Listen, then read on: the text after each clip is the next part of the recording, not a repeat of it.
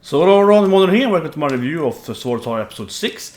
Another really good episode. Like the last 3 has been really good, right? I think they've been like 9 or 10 out of 10.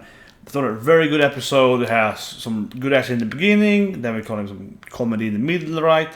Character development, like really literal character development that I didn't see coming at all. Like so early. I was like, yeah, that I felt I was like in the high pace in there. Turning into more of, the romance and Belle and I starting, all of that, and then ending on this like this shadowy figure appearing there. So it was very so a lot of stuff that happened in this episode actually.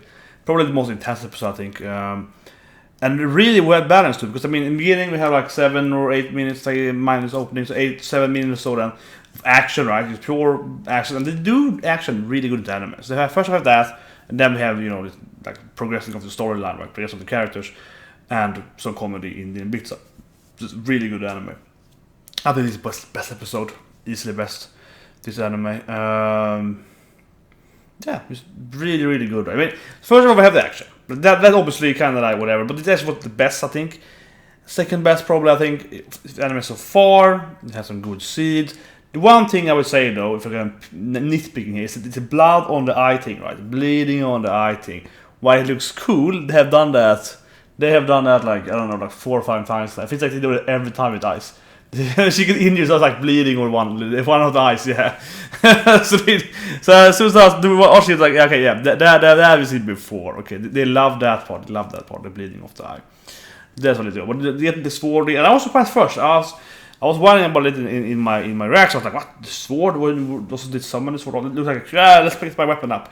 That a little, okay, I guess the animation that was a little weak then, when I'm very nitpicking because when I'm watching kind of like, that looked kind of ordinary, but then we learned afterwards they gave the sword to the village, so they could make some legendary weapons, right? Because you see this panning out, so kind of broken rock pieces, that was a sword, so you got that new item drop right to the village, you can make some badass weaponry with that. So that made sense then, it was very rare. However, they actually were summoning, right? The summoning of the sword didn't look, I would say, too, spectacular, right? It didn't look like too standing out. So I think when I saw it first time, I was like, okay, this is normal move. It felt like a normal ability, but I guess it wasn't this super legendary rare ability of its use, right? So maybe you have to fight it 1 versus 1 or something to make it get its sword up or some kind of requirement, and that didn't feel that when you put it up. It didn't feel as epic. I think that's probably the problem with that. I think as a viewer, because it didn't feel like as did a punch on it. So that if it's more like this kind of little like more like that, more than bam, secret weapon kind of secret ability unlocked. I think so. But otherwise, a good battle. I liked how they had, because it's obviously kind of a game anime world, so I liked how they have the kind of red circles for classic games, like the weak spots, and she was like attacking those, jumping up, cutting off the weak spots, and it was like very methodical. So that was great. And I was like, drop my defense point, he's going for attack. He's like, no, changing my stats to attack, and it was like, that was great. So it all made sense, right? Good scene there, and it wasn't too long either. So I felt that was actually really good, because it was like very intense, it was great pace, and then it was over, and of course it leveled up after this, so comment that soon here. And after that she some jokes with like Lefeya and Tiona and so on, right? And it was a good little boy afterwards. And then when we get to the scene when she meets Belle again, and it's reveals like, put him on your lap. He's gonna like that. I was like, really sure, but yes, boys like that. Do that. Like, never thought she would ask me for boy advice. Let's see how this turns out. It was like, and of course he runs away because he's in love with her, right? If you watch the Danmachi, he's super embarrassed. Like suddenly he wakes up, sees the girl he's in love with, and he's like, mother? And he's like, yeah, because like mom, and he's like waking up the injured laugh, and he's like, no, what's the mother? He's like, oh fuck, so obviously he's very embarrassed about that. So he runs away, and we see her. I love the face though.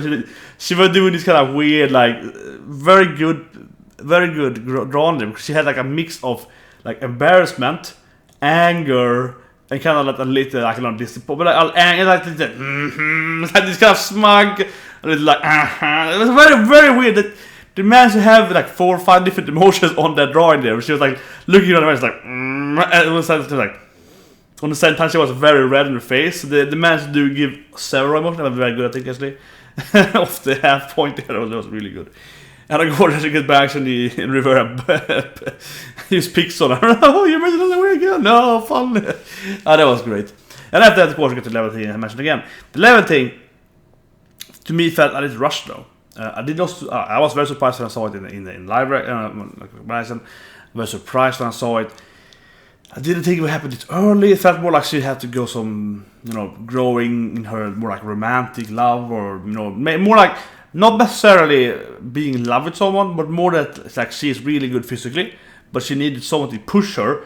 So, for example, if she was almost level 6, can't really get there, and then she's in love with Belle, and then he's in trouble, like in the latest episode, and she comes and saves him by, really, pushing her limit. That I could see as a push to become level 6. Like, she had the physical strength, but she had, and she wanted level 6, but she didn't have that kind of like the real willpower to do it, because she didn't really motivate her. She's kind of like, whatever, kind of, usually. She was level up because why not, but I feel like she had to kind of, yeah. But I guess we could see, I think it worked out for me. I mean, I don't play too much about it, but it still felt definitely that losing, and he's fighting this tamer woman, right, that knows her mother, and just beats craps out of her, just punched her up, like, really easily, right? That overly pushed her to be like, I have to be stronger, I have to beat that bitch, right? So I have to get my revenge. So yeah, so they have revenge, fighting about their mother, pushed her, of course. So it did make sense, though. It did make sense, but I didn't think it would come from that. I didn't think it would come from Belle, actually. So that's kind of interesting there, because they make her more of like a, more of her own story, right? Like, she's gonna grow into becoming more and more love with Belle, and there's this episode where she's more interested in how he is than her getting leveled up. Why she's kind of like confused when she's after going to the dungeons, be like, it's not maybe 6 now, but I'm not that happy anyway. It's like, yeah, because the guy you're in love with, or the guy you like, you started to fall in love with, just run away from you. So you're like, whoa, I want to talk to that boy. Yeah, like, that boy interests me. So obviously that's why she's confused. Like, shouldn't I be more happy? Because her love is kind of like, making her, unhappy, right? Instead of just being happy with the level up. So that confuses her.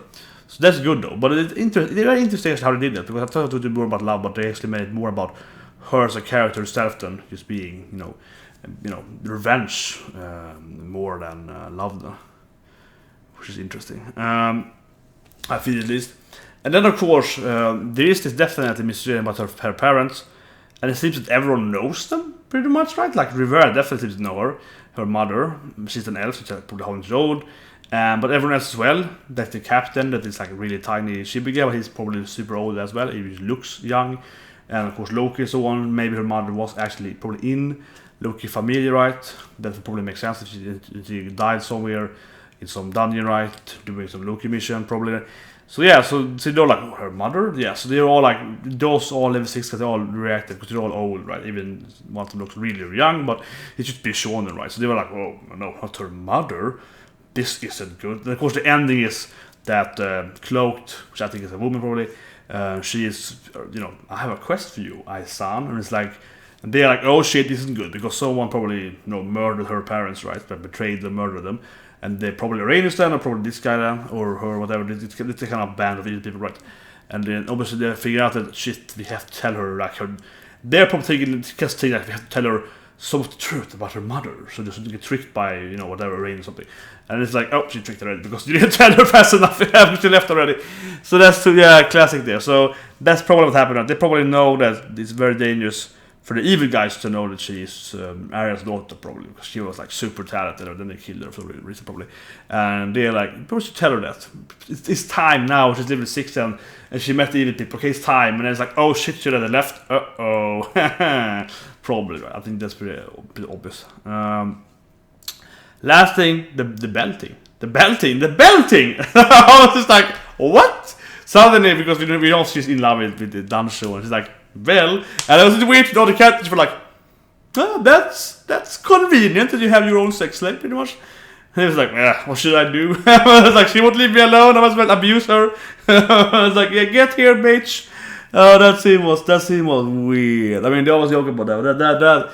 I mean, we have 2 episodes back when they were like, oh, you have to be the murderer, you have big breasts, and he's like, no, she has no sexual skills, so she can't seduce anyone. She trusts me every day, and I'm like, I'm not doing this. I was like, what? So they love joking about that. He's extremely well aware of her feelings for him, and he's using her instead. So that was kind of weird. I was like, well, I guess he liked it, but I was like, what happened there? That was his out of the blue. Yeah, no, yeah, that's into it. Before, of course, she gets a bell. I like the scene to when Belle was.